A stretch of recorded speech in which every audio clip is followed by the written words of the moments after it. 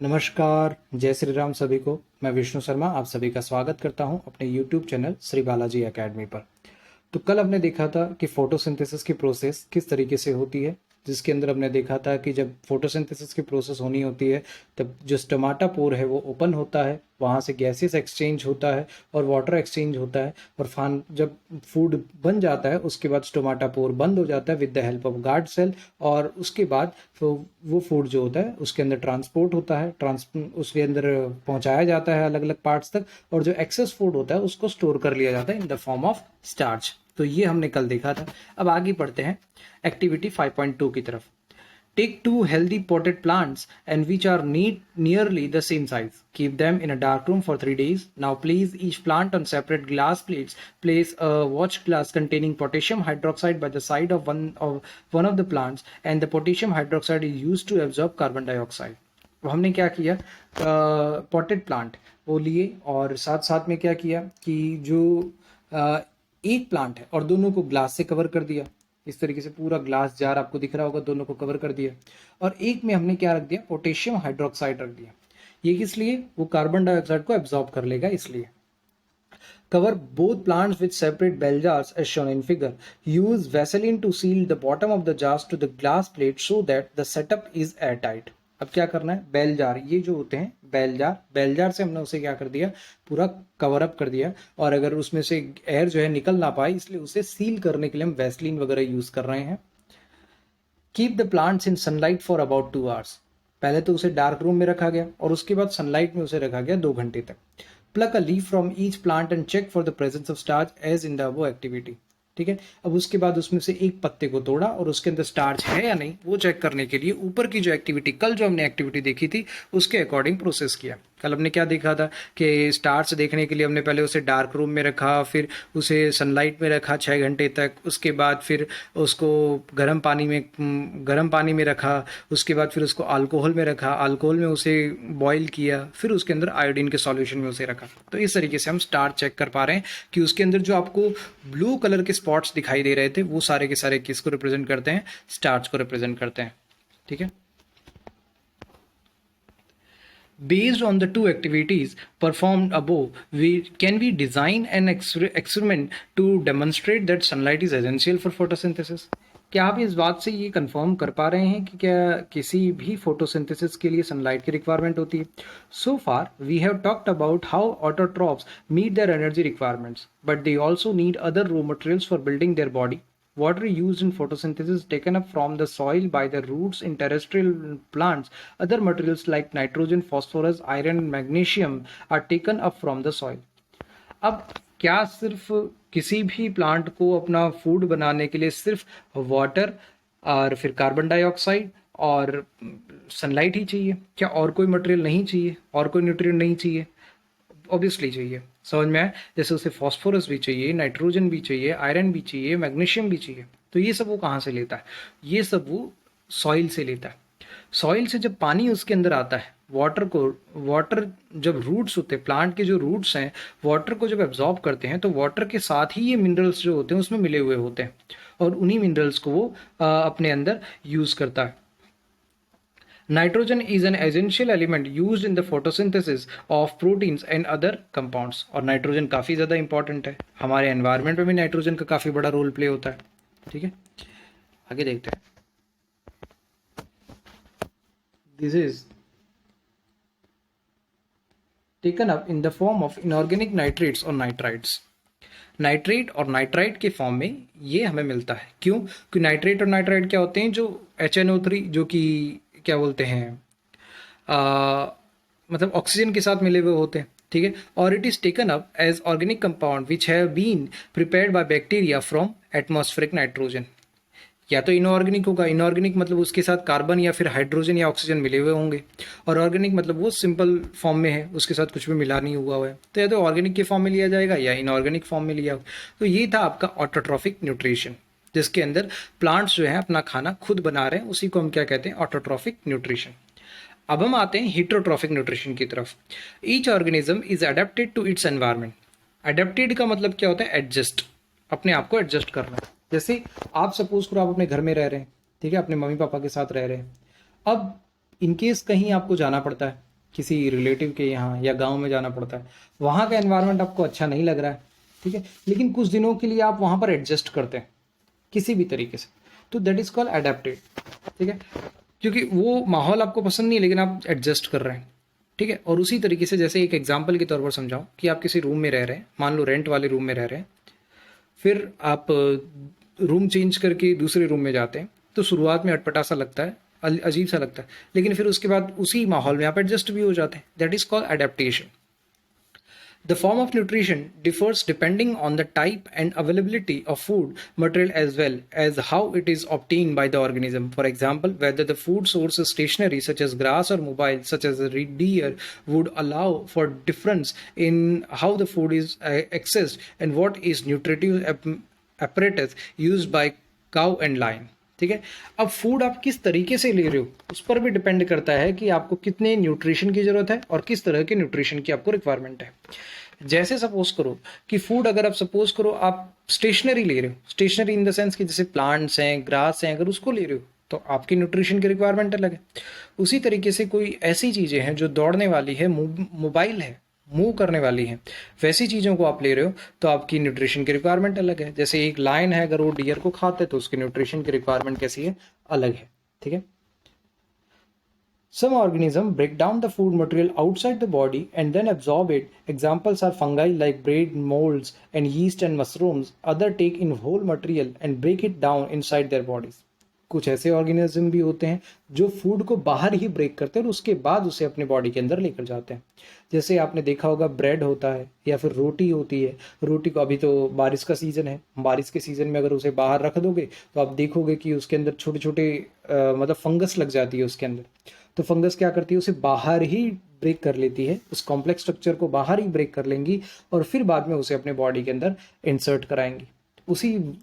उसी के कंपैरेटिवली, उसी के सामने अगर देखा जाए तो हम क्या करते हैं, खाने को पूरा लेते हैं बॉडी के अंदर, खाना खाते हैं और उसके बाद हमारे जो स्टमक है उसके अंदर वो डाइजेस्ट होता है, उसके अंदर वो ब्रेक डाउन होता है। तो सभी जो एनिमल्स होते हैं उनका खाने का तरीका, खाना पचाने का तरीका डिफरेंट होता है। What can be taken in and broken down depends on the body design and functioning. Some other organisms derive nutrition from plants or animals without killing them. ठीक है, वो ये किस पर डिपेंड करेगा कि हम किस तरह से खाना खाएंगे या फिर किस तरीके से चीज़ों को इनटेक करेंगे, वो डिपेंड करता है कि उसका बॉडी डिज़ाइन कैसा है, वो किस तरीके से चीज़ों को एक्सेस कर पाता है। ठीक है, जैसे कुछ होते हैं जो क्या बोलते हैं, किसी जानवर को खा रहे हैं तो उसको मार कर खा रहे हैं, कुछ हो रहे हैं बिना मारे सीधा ही उसे निकल जाते हैं। ठीक है, जैसे अजगर होता है, बिना मारे सीधा ही मारना उसका बॉडी के अंदर होता है। ठीक है, some other organisms derive nutrition from plants or animals without killing them. These parasitic nutritive strategies used by a wide variety of organisms like Cassicata, amarbale, ticks, lice, leeches and tapeworms. ठीक है, कुछ ऐसे भी parasite होते हैं। Parasite का मतलब क्या होता है, जो किसी दूसरे, वो क्या है, कार्निवोरस है। पैरासाइट क्या कहते हैं, किसी दूसरे ऑर्गेनिज्म को खाता है, ठीक है, लेकिन उसे बिना मारे। ठीक है, जैसे अमर बेल होती है, अगर आपने अमर बेल देखी हो, किसी प्लांट के ऊपर येलो कलर की एक बेल होती है जिसको हम अमर बेल कहते हैं। वो बेल जिस प्लांट पर लग जाए उस प्लांट को पूरा खत्म कर देती है, पूरे प्लांट को ही वो खा जाती इन द सेंस कि ऐसे नहीं खाती, लेकिन उसकी सारा न्यूट्रिशन होता है उसका वो ले लेती है, जिसकी वजह से प्लांट जो होता है ऑटोमेटिकली खत्म हो जाता है। टैपवॉर्म्स होते हैं, वो क्या करते हैं, हमारी बॉडी के अंदर जाते हैं और हमें ही नुकसान पहुंचाते हैं। समझ में आए?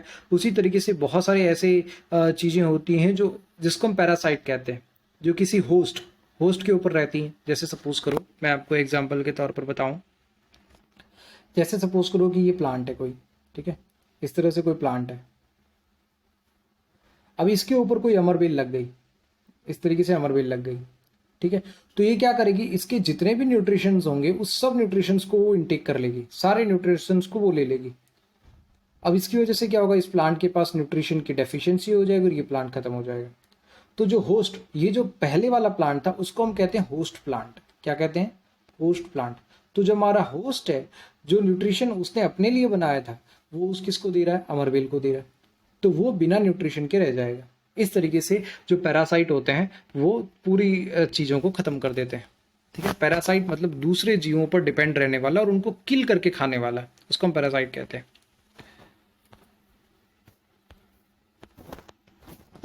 आगे बढ़ते हैं। How do organism obtain their nutrition. अब ऑर्गेनिज्म किस तरीके से न्यूट्रिशन, ये तो हमने प्लांट्स वगैरह की बात देखी, ऑटोट्रॉफिक न्यूट्रिशन, हेटेरोट्रॉफिक न्यूट्रिशन देखा। अब हम आगे देखते हैं। Since the food and the way it is obtain differ, the digestive system is different in various organism. In single cell organism the food may be taken in by the entire surface, but as the complexity of the organism increases, different parts become specialized to perform different functions. अगर हम बात करें एक single cell organism की, तो single जैसे हमारे cell, हमारी बॉडी की हम बात करें तो हमारे लिए डाइजेस्टिव सिस्टम है, उसके सेल्स अलग हैं। हमारे लिए जो लंग्स हैं उसके सेल्स अलग हैं। हमारे लिए जो हार्ट है उसके सेल्स अलग हैं। हमारा जो माइंड है उसके सेल्स अलग हैं। हर चीज़ के लिए हमारे पास अलग अलग सेल्स अवेलेबल हैं। ठीक है, अलग अलग सेल्स अवेलेबल हैं, अलग अलग टिश्यूज अवेलेबल है, उनसे बनने वाले ऑर्गन अवेलेबल है। लेकिन अगर आप सिंगल सेल की बात करें तो उसके लिए माउथ भी वही है, उसके लिए डाइजेस्टिव सिस्टम भी वही है, उसके लिए लंग्स भी वही है, उसके लिए हार्ट भी वही है, सब कुछ वही है। समझ में आए? एक सिंपल एग्जाम्पल से मैं इस चीज़ को समझाता हूँ। जैसे सपोज करो कि आप एक बड़े घर में रहते हैं, बंगले में रहते हैं, तो उसमें आपके पास एक किचन होता है, एक बेडरूम होता है, 2 या 3 बेडरूम होते हैं, एक हॉल होता है, ठीक है, आंगन होता है, ये सारी चीज़ें अवेलेबल होती हैं। इन केस अगर आप एक सिंगल रूम में ही रह रहे जिसमें सिर्फ रूम है और टॉयलेट बाथरूम अटैच है बस, तो आपके लिए किचन भी वही है, बेड भी वही है, बेडरूम भी वही है, हॉल भी वही है, सब कुछ एक ही रूम का काम, एक ही रूम में सारे काम हो रहे हैं। समझ में आई ये चीज़?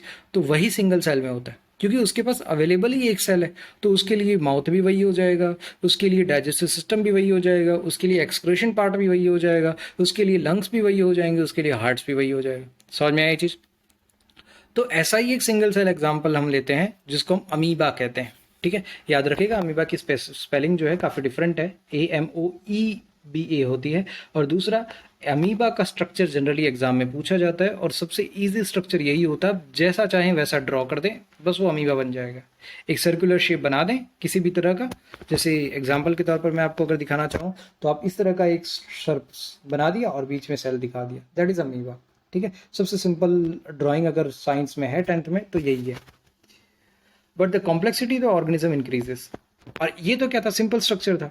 लेकिन अगर जैसे जैसे चीज़ें बढ़ेंगी, जैसे जैसे सेल्स बढ़ेंगे, वैसे वैसे कॉम्प्लेक्सिटी भी बढ़ेगी। भाई हमारे अंदर सारी चीज़ें कॉम्प्लेक्सिटी तो है, इतने सारे सेल्स अवेलेबल है।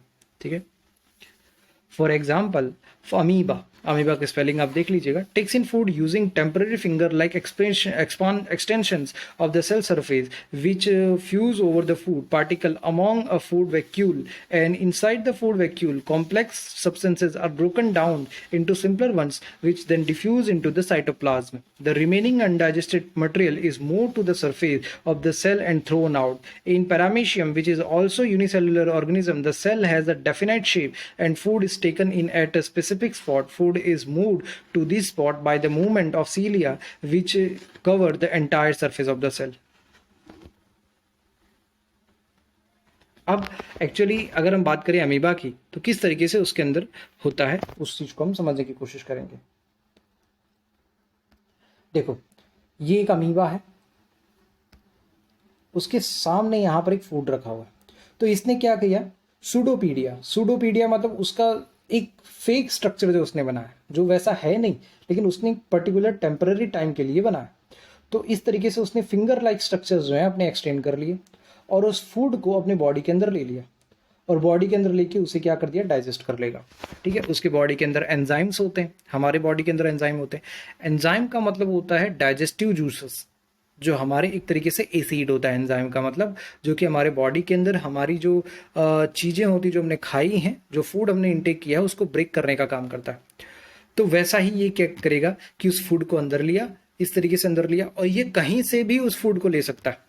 जैसे हमारे बॉडी के अंदर एक फिक्स पार्ट है कि हम माउथ से ही किसी चीज को खाने को खा सकते हैं, आंख से नहीं खा सकते, नाक से नहीं खा सकते।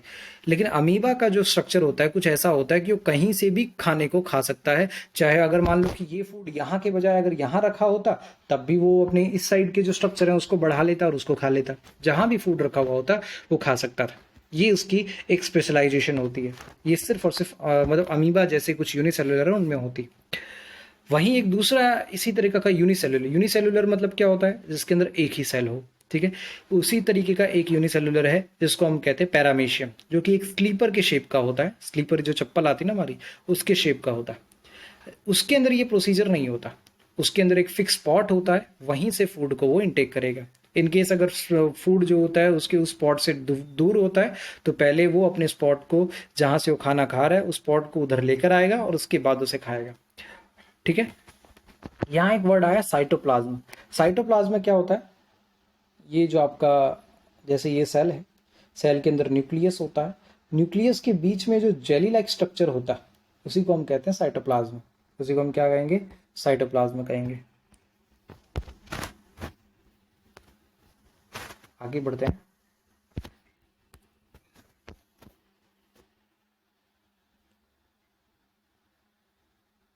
हाँ, अच्छा रहेगा।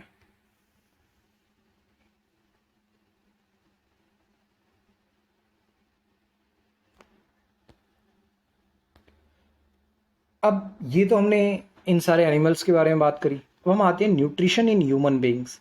The alimentary canal is basically a long tube extending from the mouth to the anus.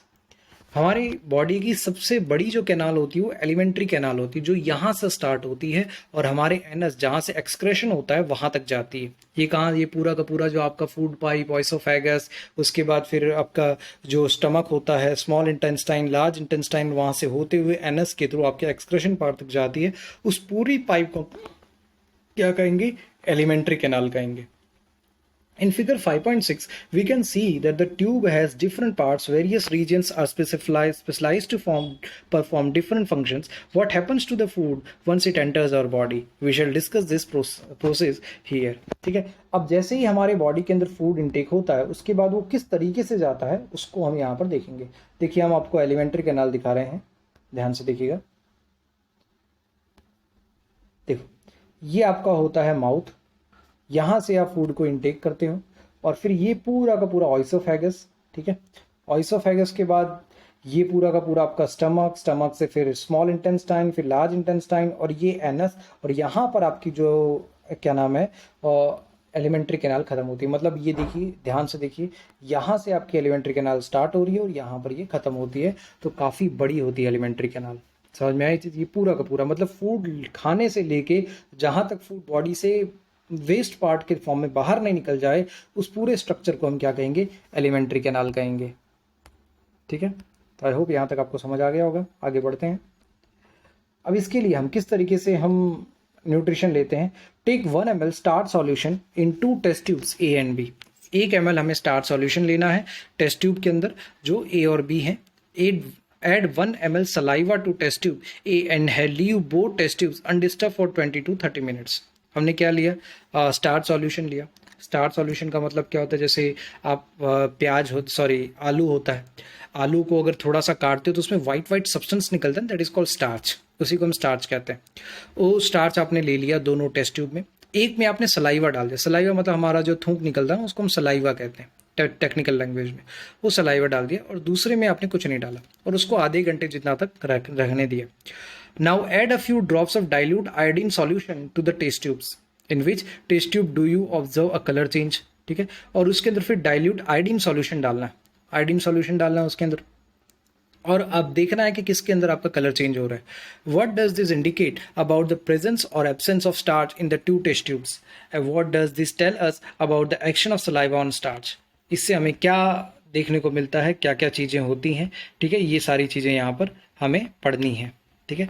तो इसे मैं इतना ही रखूँगा क्योंकि इसके बाद वाला टॉपिक जो है काफ़ी पूरा का पूरा डिटेल में हमें समझना है, और अभी मैं आधा छोड़ दूंगा तो समझ में नहीं आएगा, इसलिए हम उसे कंटिन्यू नेक्स्ट क्लास में करेंगे।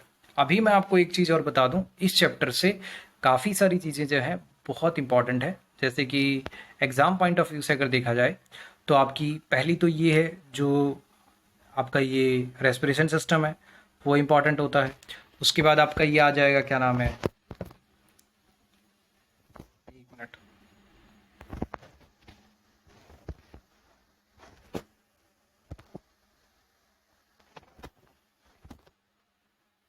हाँ, रेस्पिरेशन सिस्टम है, फिर आपका हार्ट है, किडनी है, ये सारी चीज़ें जो हैं ये सारी चीज़ें जो हैं आपको इसमें ब्लड किस तरीके से ट्रांसपोर्टेशन कर रहा है, वो सारी चीज़ें आपकी इस चैप्टर में काफ़ी ज़्यादा इंपॉर्टेंट हो जाएंगी। तो इनको अच्छे से करिए, चैप्टर बहुत अच्छे से करिएगा, एक एक चीज़ को समझ कर करिएगा, तभी आप इस चैप्टर को बहुत अच्छे से समझ पाएंगे और इस चैप्टर में से बड़े क्वेश्चन जो होते हैं खासकर आते हैं।